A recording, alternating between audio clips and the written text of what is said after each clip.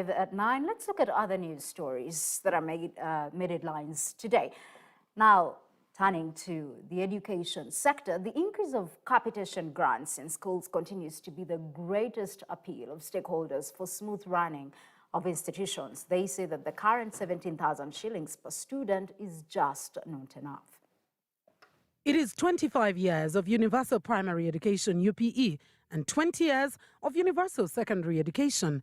And government continues to release capitation grants to cater for the growing number of students at these different levels of education. The funds released for each student for primary is currently at 17,000 shillings. From about 7,000 in 1997-96 when UPE, Universal Primary Education program started, and now to about 19,000 in the current financial year. If the president wants to implement his idea of not paying at all, then the least he can do is to triple this amount. These meager capitation amounts have been coupled with complaints about late releases. The COVID-19 situation has even made it worse.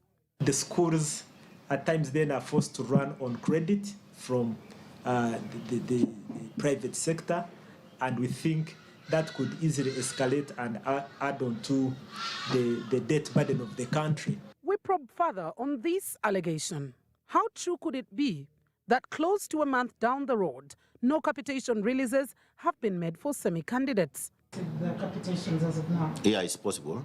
It's possible because the resources, when I release from here, I advise the local governments, and simultaneously the Ministry of Education advises the local governments about the breakdown of the amount. I give to local governments and all municipalities or cities, and then the Ministry of Education, on the basis of the data they have, they know which schools are in which local government, and then they advise them how much to give to which school.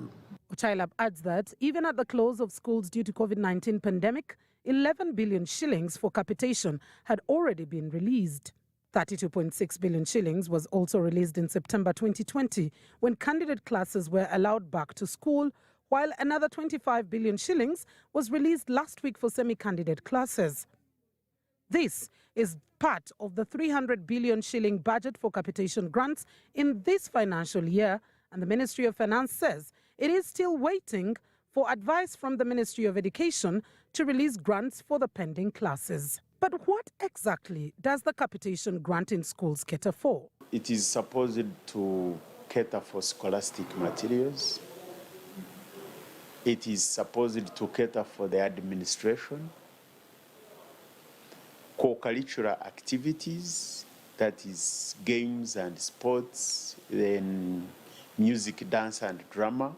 As subsequent classes continue to open in a staggered manner following a result of COVID-19 lockdown, the capitation grant remains the same even when the schools are expected to enforce the standard operating procedures. Would this then be possible? They have to work within the amount of money which is there. Yeah.